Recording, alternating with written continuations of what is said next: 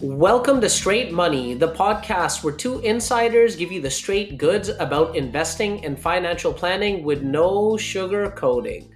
This podcast is brought to you by Easy Insurance, Vancouver's premier digital life and health insurance agency. For free life insurance quotes, go to www.easy-insurance.ca.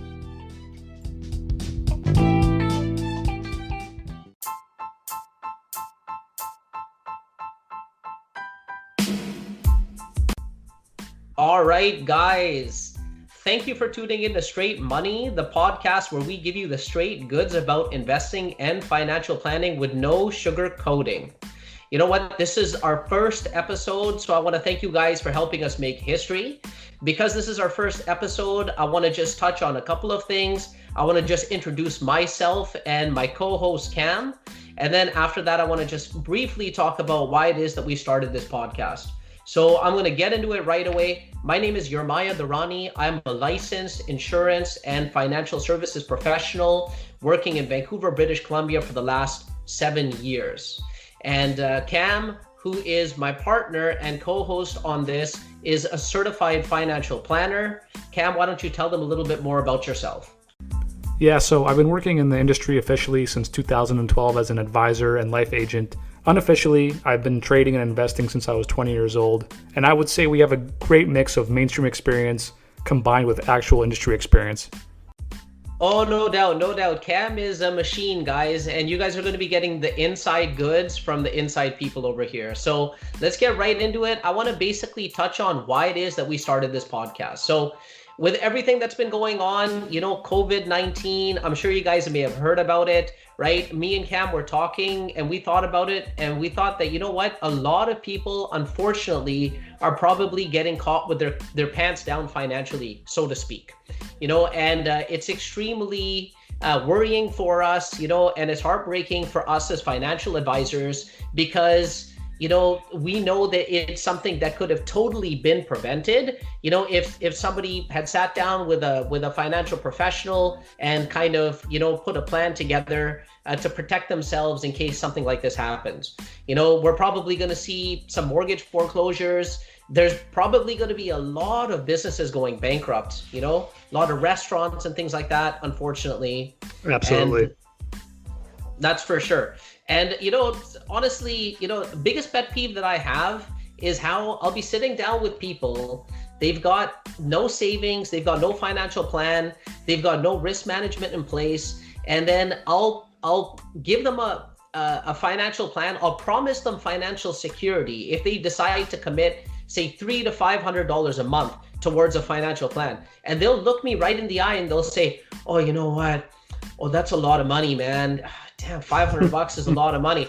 And then next thing you know, about a week or two later, they're going to get a call from their buddy Joe, you know, who works at the lumber mill. And he just found out from his buddy about some hot tip on a marijuana stock or something like that. And then next thing you know, they're ready to put $10,000 down and they're taking money out of their line of credit to do it. And does that, like, you know, does that sound familiar to you at all, Cam? Absolutely, man. I actually have two examples of this that come to mind. One is with Bitcoin. I had a client of my father's who had a house up north, and essentially he took out $200,000 or $300,000. I can't remember how much it was, and bought almost at the height of Bitcoin, like when Bitcoin was almost $20,000.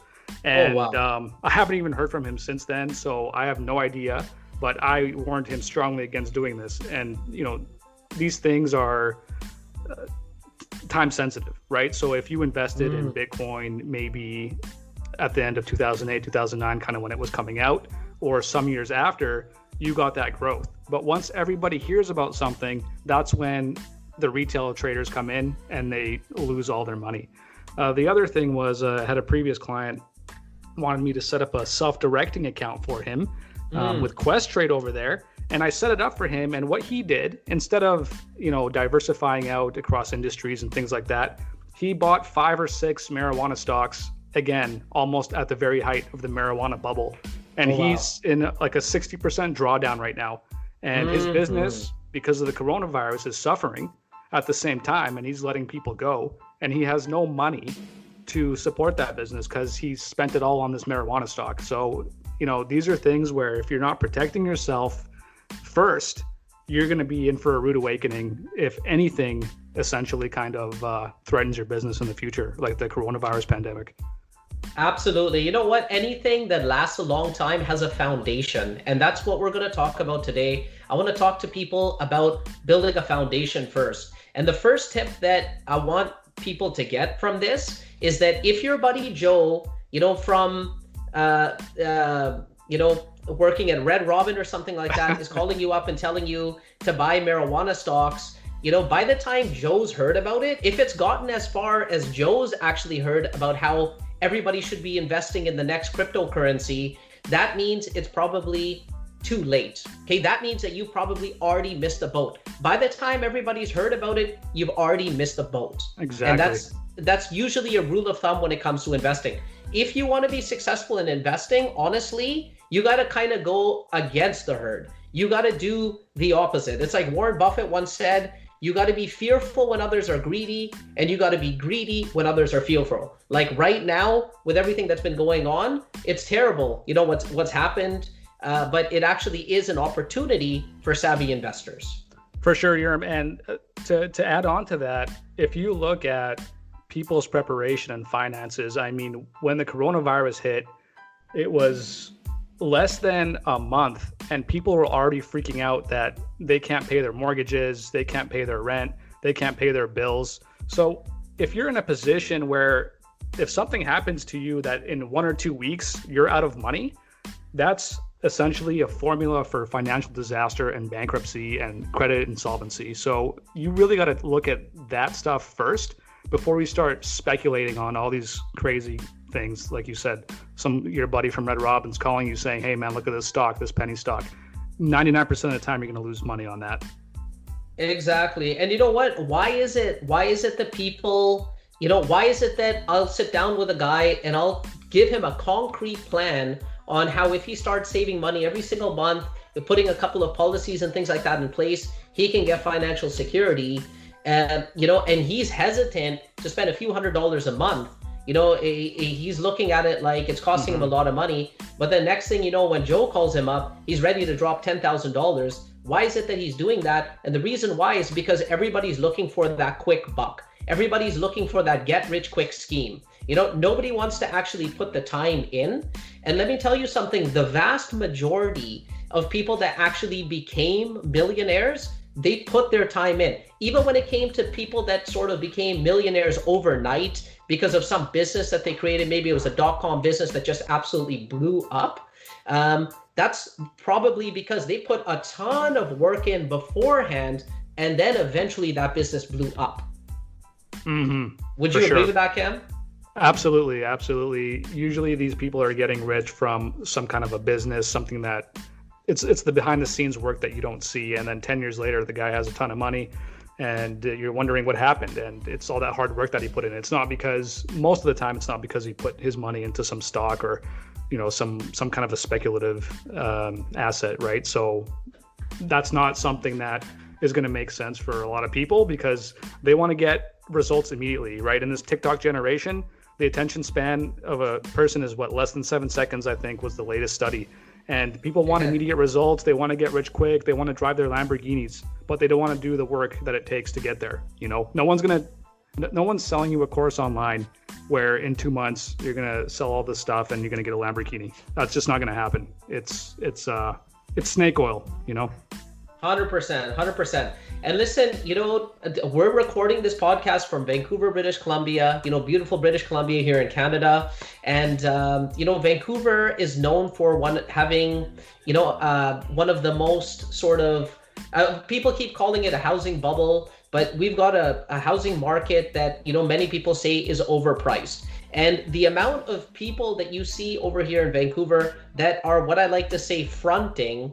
So what you'll see is people that are driving, they'll be driving their $500-$600 Beamers. They're making $600-$700 payments on their Beamers, right? And they're more concerned about actually looking rich than they are about being rich. 100%. And that's what I want to encourage all of the people that are listening to this podcast to do.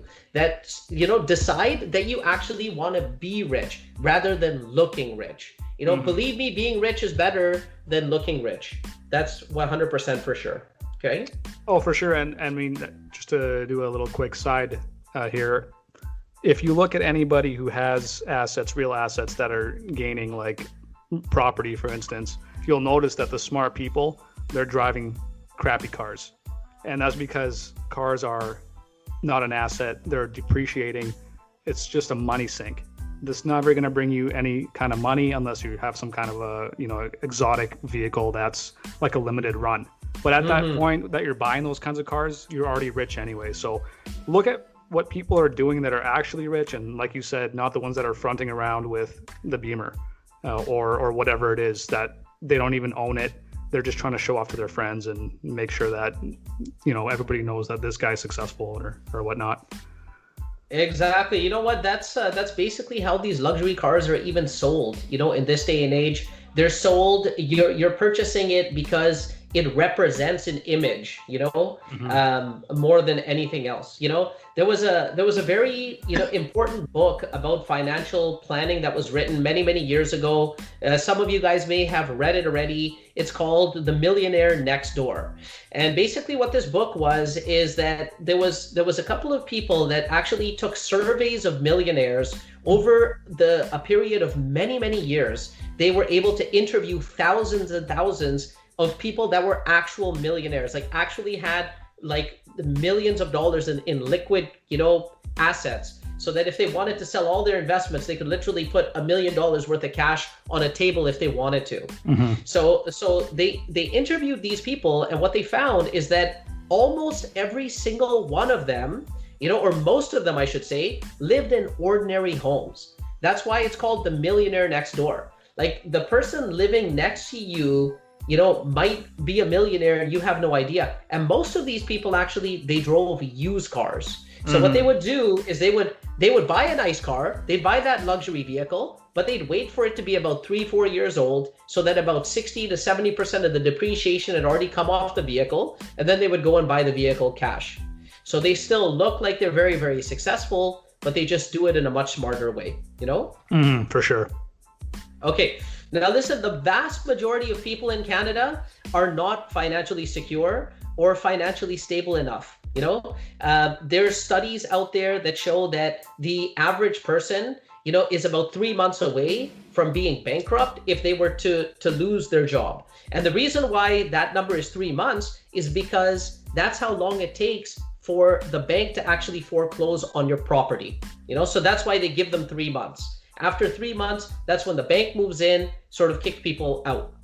And what we want to do is we want to introduce people to a process where they can start by giving themselves security, and they can end up by giving themselves long-term financial wealth and freedom.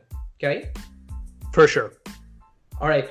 So, first thing that I want to talk about is just a simple quote from a German philosopher, right, by the name of Friedrich Nietzsche. The quote is that first, man must learn to walk and then run. One cannot fly by flying.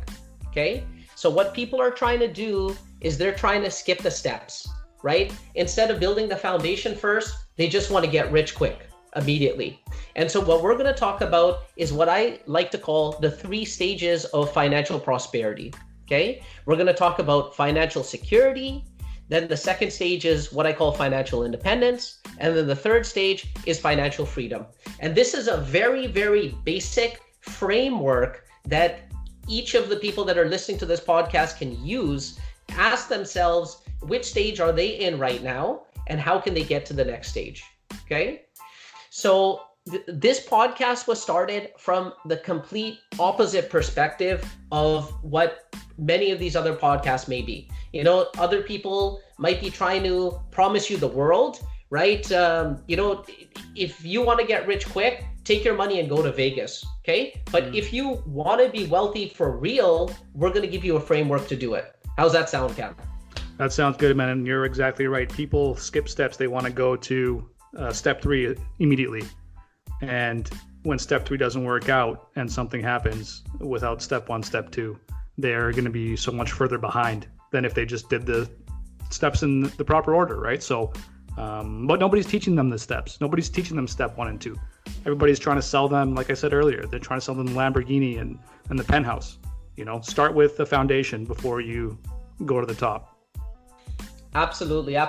And then, one of the reasons why you want to do that is because if you're constantly just trying to hit home runs, right? Life is not always linear. In life, we don't just keep taking steps forward. Sometimes we take steps forward and then we take a few steps backwards as well. Life has been known to throw curveballs at you. So if the only thing that you're trying to do is hit home runs, that means that all that you're focused on is your offense. You can't just be focused on your offense. You got to be focused on your defense first. In fact, if you watch professional sports, you know that it's defense that wins championships, So what we're going to talk about is the offense, right? But we're also going to be talking about the defense. We're going to make sure that, not only are the people listening to this podcast going to get great ideas on how they can accumulate wealth, but they're also going to get great ideas on how it is that they can protect themselves. So the rest of this podcast is basically going to be talking about the 3 stages in general, what they are, and in future episodes, we're going to be talking about the specific steps needed to get to each one of the stages, and how young families, young Canadians out there can get it done. So let's not waste any more time and let's get to it right after this break.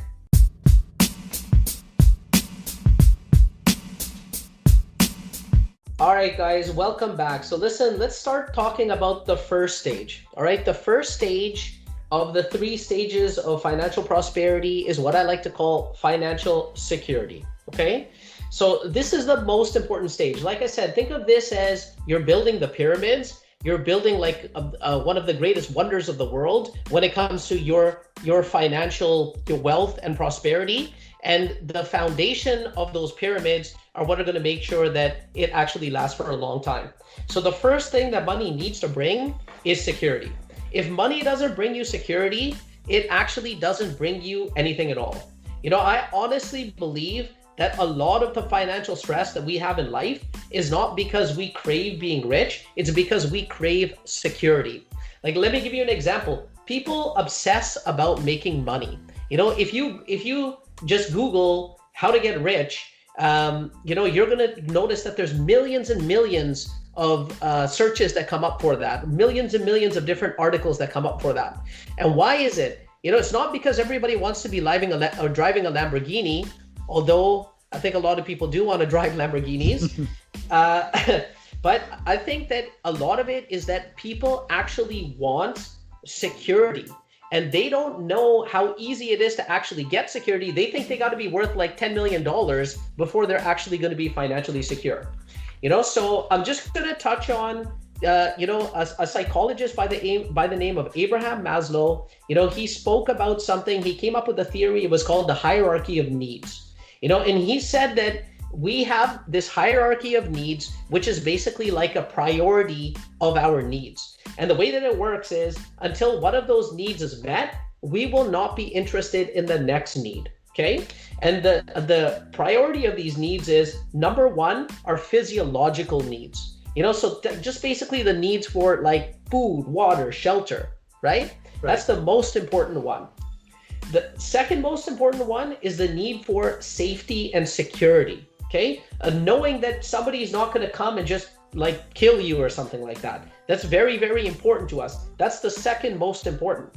And then the need for love and the need for belongingness is the third one. Then there's self-esteem and the sense of accomplishment. And then the final need is what he calls the need for self-actualization. So you can almost compare that to self-actualization being you becoming financially free or something like that, but you're just trying to skip the steps. What we want to talk about is building the base of that pyramid first. And we start with the financial security camp.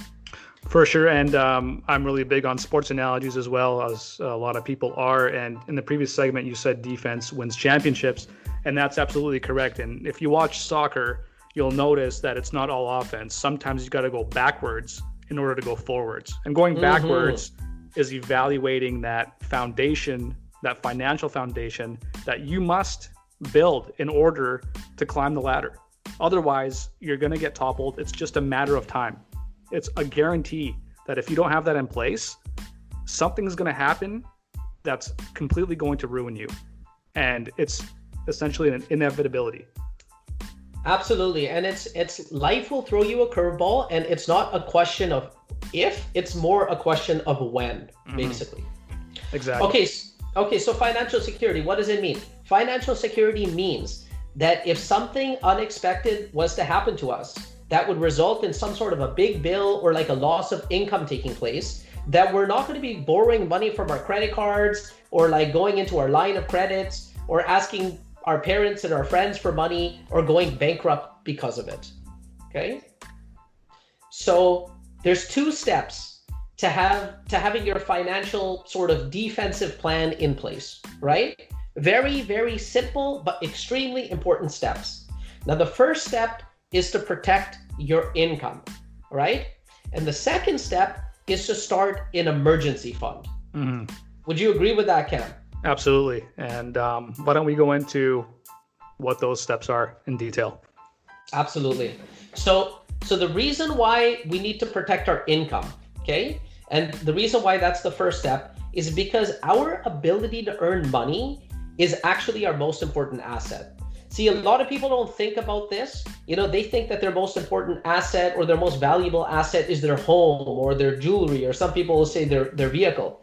But what they neglect is something much more valuable, you know, and that is our ability to earn money. The only reason why we actually have a home, the only reason why we have a vehicle is because we can go and we can earn money. You know, if I make $50,000 a year and I'm going to be working for another 20 years, even if I'm not getting a single raise, that's still worth $1 million to me. And if something was to happen to that ability, you know, if I was to get hit by a bus while I'm crossing the street, or if I was to go ski jumping when I'm drunk, you know, or something like that, and, you know, break my leg and I can't go to work for like 3 months or 6 months or something, and I've got no more money. Well, like I said, you know, the average Canadian is about 3 months away from being bankrupt. And so if something was to happen to me, if I was to get ill, if I was to get diagnosed with a disease or something like that, and I've got to recover, and now I can't go to work, you know, for 6-7 months, that's it. I'm going to be out on the street. And that kind of thing is one of the main reasons why people actually don't get there. And when I say get there, what I mean is getting to that financial prosperity and that wealth that they crave. Exactly. And you know what? Most people never do that calculation. It's never taught to them to see how much you're actually worth, right? We always have everything in the media telling us, or even the government saying, you got to insure your house. You got to insure your car. You're paying $2,000-$3,000 on a $10,000 car sometimes. And you're not protecting your asset at all. And like you said, $50,000 over 20 years, that's $1 million. But when you include raises, or, you know, if you have, if you're self-employed or something like that, and you're making $100,000, $200,000, now you're talking about an asset yourself that's worth in the millions and millions of dollars. And if that's not protected, that's just foolish on anybody. You know, like, who wouldn't want to protect their most important asset? You're protecting everything else. These companies, these insurance companies, are taking money for not a lot of value, but you never protect yourself because you're never really doing the calculation because nobody teaches it to you. Absolutely. And you know what? Like I said, nobody wants to play defense. Everybody wants to play offense. You know, everybody, all they want to do is get rich. You know, they don't want to follow all the steps in between there. You know, and that's one of the biggest problems that we have.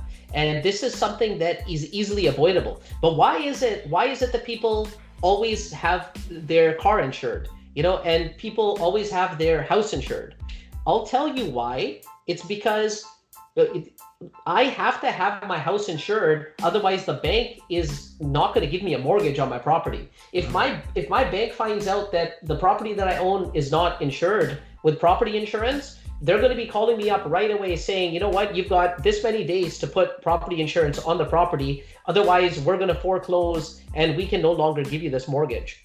You know, and because they want to protect their liability. They want to protect the fact that they've lent me money and they don't want me to screw up and for it to cost them money. And then if you look at car insurance is very similar too. Why is it that we all have to have car insurance? Well, you know what? If I'm driving down the street and I get into an accident, I hit somebody and they, become paralyzed, God forbid, then they need to have some sort of a recourse. And if I don't have insurance and they try and sue me and I don't have money, then they have no recourse. So we are forced into buying these type of insurances by law, because if we don't have them, we could potentially do damage to others, right? The only reason why we're not forced by law to buy insurance that protects our own income is because we're not doing damage to somebody else. See, it's our responsibility to take care of our own income. It's not the government's responsibility to make sure that if I break my leg, that I've done right by me. Would you agree with that, Cam? Absolutely. And to hit on another point, a lot of the reasons, there's one main reason why really I think a lot of people don't insure themselves and protect themselves is because they don't think anything is going to happen to them until it happens to them and it's too late. And being in this industry for as long as we've been, and even some personal stories that I can tell. I had a friend who passed away when he was about 26 years old. So this is maybe about 7 or 8 years now. He was just a passenger driving to school over in Ontario, out east in Canada, and they were doing a long road trip. And they flipped their car into a ravine, basically. And he was sleeping, and the car was flipped upside down, and he drowned. You know what I mean? Wow. Luckily, actually, his parents had some life insurance on him, and they were able to start a foundation at my high school that basically gave a grant to, somebody who essentially had certain similarities to him. But he was just going to school. He didn't think something would happen to him. And boom, right? It's an instant. And his life was over. I had another situation just in December of last year where a family friend, they were essentially drinking, and he came home, and they lived in a townhouse. And this townhouse obviously had stairs, and he was going to get something. He tripped over these boxes, fell down the stairs kind of backwards, and he's paralyzed from the neck down. Of course, no protection. He's got a GoFundMe now for his expenses and bills and things like that. So nobody thinks anything can happen, but everybody can name somebody that something happened to them, where it's like, somebody passed away or had cancer or something like that. So that's a really stupid reason not to protect yourself, in my opinion. Exactly. You know what? In my experience, the people that are the most desperate to protect their income and, get some sort of insurance or something in place are the people that know that they can't get it anymore, because it's too late, because they've already had some sort of a health issue, and so I want guys to start thinking a little bit differently. Start thinking differently from the herd, start thinking about protecting yourself, right? Absolutely. Okay, so we talked about income protection. Now I want to briefly just touch on an emergency fund, okay? So I define an emergency fund, and it's commonly defined as having 3 to 6 months of your after-tax income, or at the very least, your after-tax expenses set aside, okay? So that if there was some sort of an emergency that happened, say that there's a death in the family or something like that, God forbid, there's some funeral expenses or something, COVID-19 happened, right? You've got 3 to 6 months worth of money set aside in a place that you can get access to, so that when something like that happens, you're not stressing out about it. You've actually planned for it, and it's not going to be damaging, doing tremendous damage to your finances. Okay. And it's shocking to me with the coronavirus pandemic, how quickly people's emergency funds, or lack thereof, essentially ran out. Like, we hadn't even hit the unemployment wave, and people were already panicking. They don't have any money, like I said earlier in the other segment, to pay rent, to pay their mortgages, to pay their debts. All these kinds of things are happening, and you can't survive 1 or 2 months, then you just haven't done a good enough job to protect yourself and your family from these types of situations. 100%. So you know what? I'm going to break this financial security goal up into 2 stages, okay? Let's call it stage 1 and stage 2, all right? So stage 1 for financial security is having 3 to 6 months of your monthly expenses set aside in an account that you can access easily. So if you are making $3,000 a month after taxes, and then your expenses, once you add them all up, whatever your housing expenses, your living expenses, your transportation expenses are roughly about $2,000, right? Then you want to have 3 to 6 months of that $2,000 set aside. So you would want to have a minimum of between $6,000 to $12,000 sitting in an account that you could access at any time, so that when an emergency happens, that you're going to be able to tap into that money and you're going to be protected. And the amount of peace of mind that this is what's going to bring you, is going to be remarkable. Believe me, the way that you're going to have a pep in your step, your chin is going to be a little bit higher because you know that you've got money in the bank. You hate your boss. Your boss is a dick. No problem. I got money in the bank. Exactly. So, I feel uncomfortable. Like, I have a set limit that if my money gets anywhere under that limit, and I'm not going to share what that limit is with the listeners, but as soon as it goes kind of anywhere near that limit, I'm like, this is not good. Mm-hmm. And because I know what the potential is. I've seen it happen so many times. And until you experience it, until you have actual experience with it from clients and things like that, you're not going to really know how that feels to not be able to essentially cover that expense. So going forward, I know that if it goes under this level, I got to get that right back over. Absolutely, 100%. Okay, now so stage 2, financial security, is having 3 to 6 months of your income set aside. Okay, so we're talking about an emergency fund here again, but 3 to 6 months of your income. So let's go with the same example. Guy makes $3,000 a month. So for him to get to stage 2, he would need to have his income protected, right? So have, some insurance policies and stuff like that for that. But then he would want to have between $9,000 to $18,000 set aside in an account that he could tap into right away in case something was to happen. Okay. Mm-hmm. And once he's got 6 months worth of his after-tax income set aside, then he can feel pretty good about himself. This is a tremendous milestone, guys. This is a milestone that 80% of Canadians are not going to get to. If you can just get to this is the most realistic milestone that every single Canadian should achieve. And if you can get into this, then you should really tap yourself on the back and say to yourself that, what, I did something special. I did something important, and you built that foundation for yourself, Cam.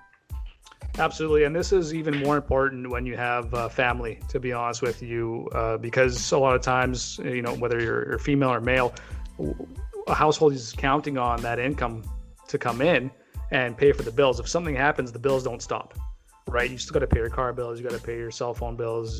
You get food, insurance. There's just so many things that they don't care. They're gonna want their money. And maybe if you're single, you think again, oh, okay, it's not a big deal. But as you start gaining assets, as you start accruing essentially more responsibility, you have somebody that you're looking after, you're going to want to protect yourself and those people first before you do anything else. Like, why are you investing in something crazy when you can't even protect yourself? 100%. You know what? My favorite movie is The Godfather. And in Godfather Part 1, Vito Corleone has a famous line that I love. He's talking to his son, Michael, and he says that men can't be careless. He said women and children can afford to be careless, but not men. So like that movie was made, I believe in the early 70s. And so at that time, I don't think there was a lot of women that were working, Mm-hmm. Now there are a lot of women that are working, and so it should be rephrased that those of us that have a family, we can't afford to be careless. We have too much responsibility, and if, taking care of our family means that we've got to have all of our ducks in a row financially, by having these steps taken care of, then that's definitely something that we all need to, seriously consider. So I want you guys to ask yourselves, are you financially secure? If you're not financially secure, how close are you to financial security? And reach out to us. You're going to be able to message us through this podcast wherever it is that you're listening to this podcast, there's going to be a way for you to be able to comment, message, and reach out to us and tell us what you think. Are you there already? Some of the people that are listening to this might already be there, past this first step. But I think that a lot of people still need to sort of check this off their to-do list. Absolutely. And the statistics show that exactly, right? And I hate to belabor this point, but look at the coronavirus epidemic, the pandemic that we're having, and look at the statistics. Basically half of the working population in Canada has filed for the CERB. And that would basically show you all you need to know. People are not prepared. They're not putting these things in place. So just by being prepared, you're going to be ahead of the curve already. And you want to be ahead of that curve because it's going to set you up for years and years to come, and essentially for your entire life. Exactly. And it's a decision. Each of us has the power to be able to make this decision and decide that we want to be financially secure. It doesn't have to be left to anybody else. We can decide to do this, and what I recommend is get in touch with a financial advisor, right? Don't necessarily try and do it on your own. Financial advisors are out there to help you, find an independent one, as opposed to one at the bank. Right? The independent one is going to have a lot more options to be able to help you. But, there's no need for you to try and do it by yourself, right? It's like I've seen a guy I cut my hair, every month for the last so many, whatever, I'm 39 years old. So for the last 30 years, I've been cutting my hair once a month, I've seen the guy cut my hair once a month, for 30 years. Does that mean that I would try and cut my own hair? Heck no, I'll let this guy do it. This guy specializes in it. Okay. I thought you were saying you're cutting your own hair. Sorry. You know what? With COVID-19, my wife actually cut my hair the other day, and she did not a bad job. I'm going to tell you, she did screw up, and we had to do something and kind of fix it. But she did a pretty decent job. Nice. So I don't want to harp on this point now for too long. I want to move on to the next step, and we're going to get to that right after the short break.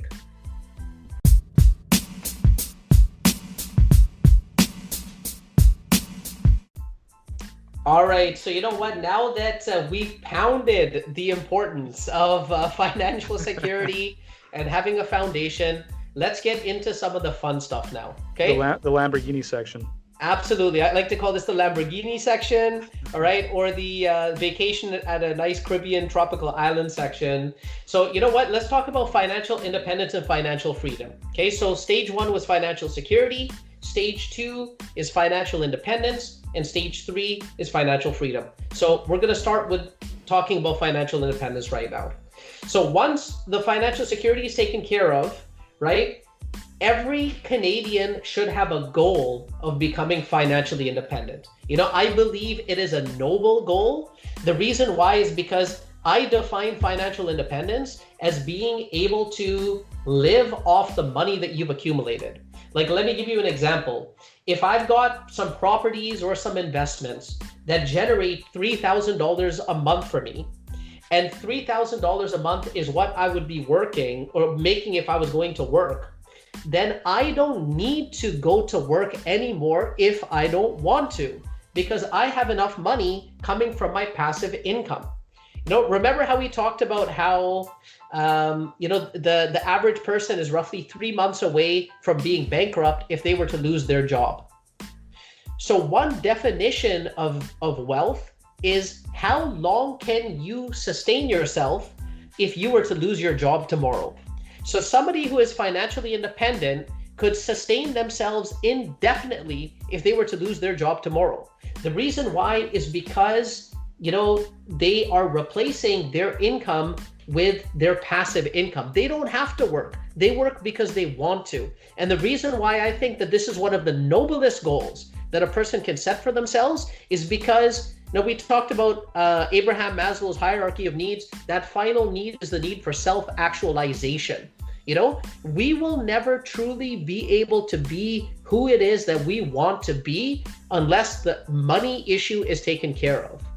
Once I have enough money coming from my passive income that I don't have to work anymore, that means I can spend the rest of my life doing whatever it is that I believe I was meant to do, or whatever it is that I want, Cam.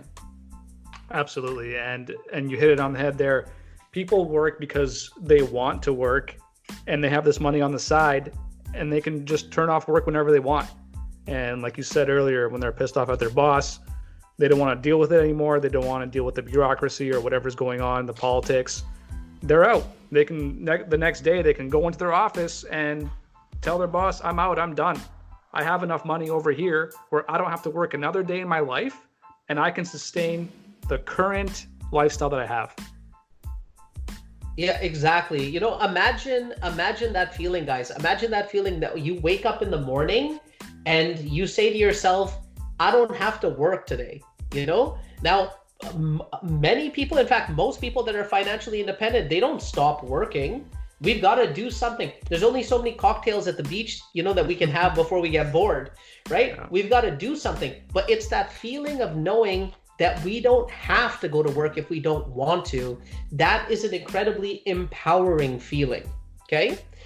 So, you know, once again, I'm going to break the financial independence goal into 2 stages as well, okay? Stage 1 is slightly more achievable, and stage 2, you know, you'll be able to get there. It just might take a little bit longer. So stage 1, you know, for the financial independence goal is basically having enough passive income so that your expenses are paid every single month. So we talked about, you know, gentleman, he was making $3,000 a month after taxes, but his expenses were $2,000 a month. So if he has enough money set aside that the income that money generates, be it from a dividend or it's rental income or a distribution or interest, whatever it is, if that money is equal to roughly about $2,000, which equates to his expenses, then he has basically reached stage 1 of financial independence. You know, he could decide at that point that to live a frugal lifestyle, and he doesn't really need to go to work. Coronavirus happens, you know, pandemics happen, and he's saying to himself, okay, you know what, that sucks because I'm making less money, but I'm okay. I can ride this thing out for years if I need to, you know? For sure. Okay, and then stage 2. Stage 2 for financial independence is having enough passive income that your income is completely replaced. So this gentleman that we've been referring to makes $3,000 a month. If he's got enough investments set aside that the distributions, the dividends, the interest, the rental income, whatever it is equal to roughly about $3,000 a month, you know, that means that he has completely replaced his income. And at that point, he is 100% financially independent. Okay. And, you know, like I said, this is a noble goal. I believe that it is a goal that every single Canadian can achieve. Okay. Especially if they start early enough. Right. And like I said, it's extremely noble. Every single Canadian should try and achieve this. And it's just going to take a little bit longer than the financial security can. For sure. And I want to be clear to the listeners about one thing. You know, this really sounds like we're saying, you know, don't spend any money, pinch your pennies, you know, basically live kind of like a hermit, like a frugal lifestyle. And that's not what we're saying at all. You can still have fun. You can still spend your money. Just be smart about it. Be smart with how you're allocating your money, right? If you're making $2,000, $3,000 a month, don't go buy a $2,000 Gucci purse. Don't spend $700 on a Beamer, right? Get a crappier card, get a crappier purse. You know what I mean? Because in 5, 10, 15 years, you're going to have a lot more money than that person who keeps spending money they don't have on depreciating assets. So just be smart about your money. You can still have fun, go on vacations, you know, go to restaurants, do all that kind of stuff.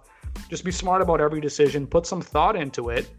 And not only are you going to see the benefits now, but you're going to reap the rewards in the future for sure. 100%. And you know what?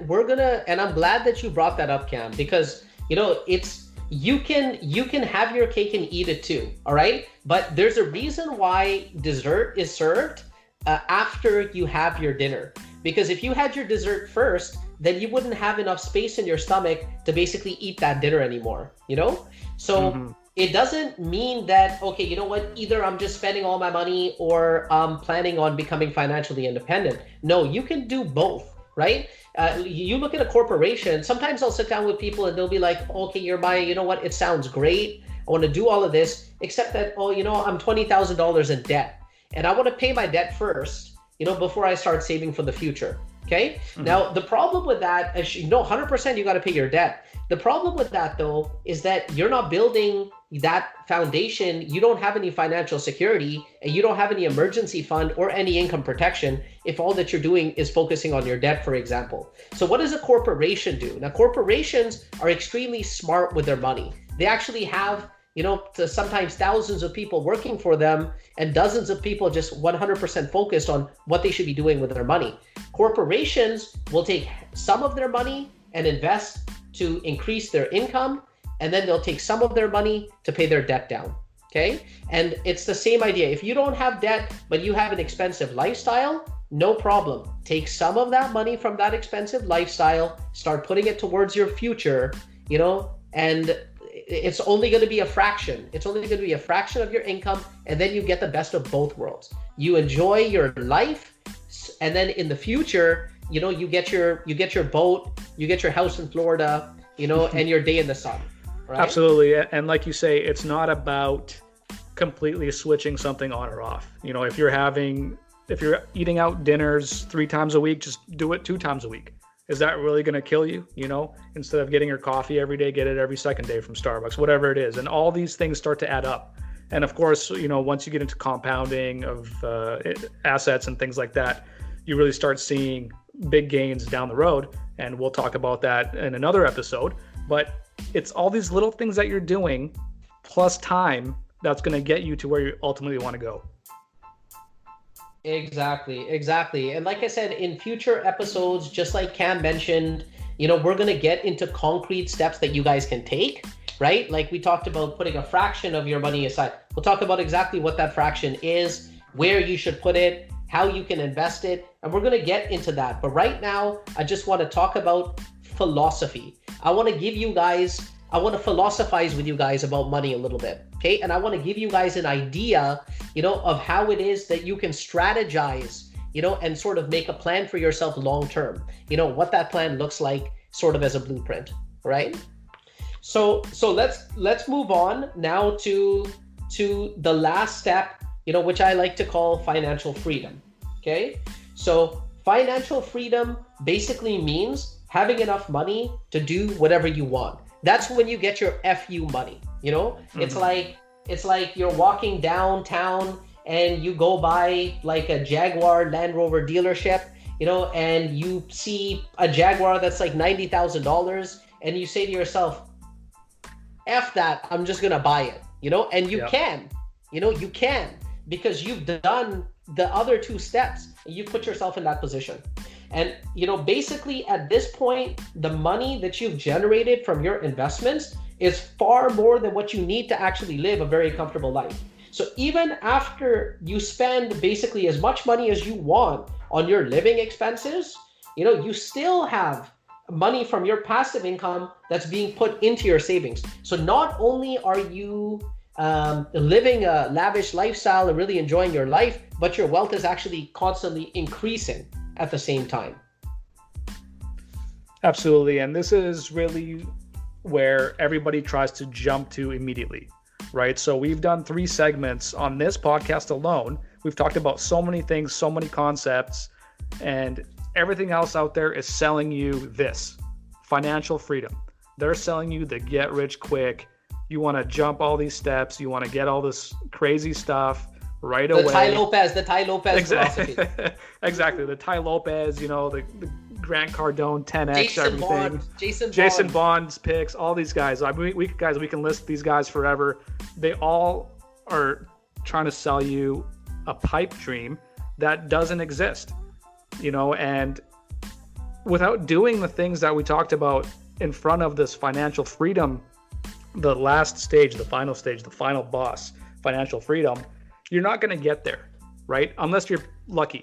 Right? That's just pure luck if you've already reached that. If you bought Bitcoin 12 years ago when it was like $5 and then went up to 20 and you cashed out, that's the only way you're going to get there without doing the steps that we were talking about today, right? So this stuff is not hard, but if no one's teaching you this stuff, if nobody is guiding you, then it is difficult. because you're busy doing other things, right?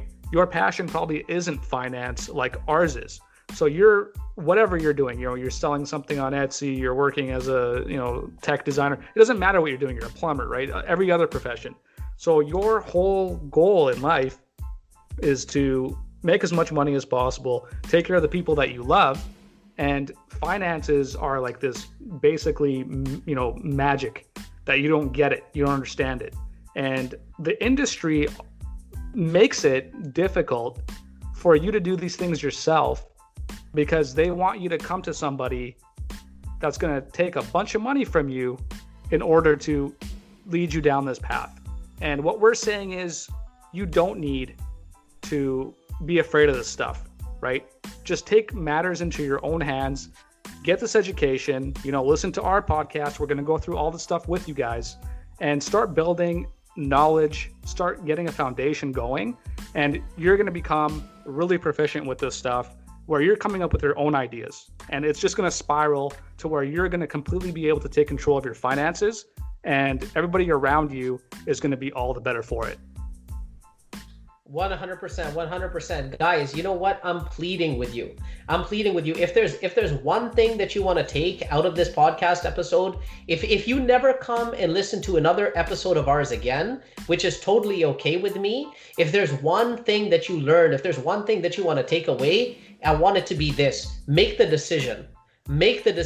Only you can do that. Only you have the power to take action. Make the decision to get to financial security, to get to that first stage if you can. If you've got that financial security stage locked up, make the decision to get to the next stage, to get to that financial independence stage, but make the decision to do something. Take it seriously. We don't have we're not able to basically be careless. We have to be responsible when it comes to our finances. And listen, reach out to us, comment, send us a message, right? We'll be more than happy to answer any questions that you guys have, right? I want to thank you guys so much for taking time out of your day to listen to two guys, go on a rant about financial planning here. But I hope that you guys got something out of this, and I look forward to providing value to you guys in the future. Absolutely, guys. Thanks for joining us. We hope you join us for future episodes. And like Jeremiah said, we're going to start breaking some of this stuff down into actionable steps. So as soon as you listen to it, you'll be able to take some action on it and see an immediate improvement in your finances. That's our goal. We come from the industry, so we know we've had hundreds of clients go through these things with us, and we just want to take you guys there as well. And we want to reach a wider audience so we can help a lot more people. All right, guys, thank you so much. This is us signing off. And until next time, talk to you soon. We'll be talking about straight money.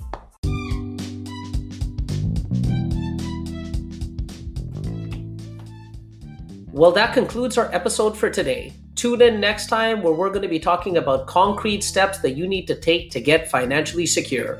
I hope that you guys got some value out of this. And if you did, please leave us a review on iTunes, Stitcher, Google Podcasts, or whichever platform you use to listen to your podcasts.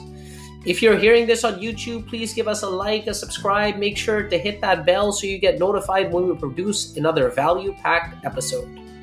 Once again, this was brought to you by Easy Insurance, Vancouver's premier digital life and health insurance agency.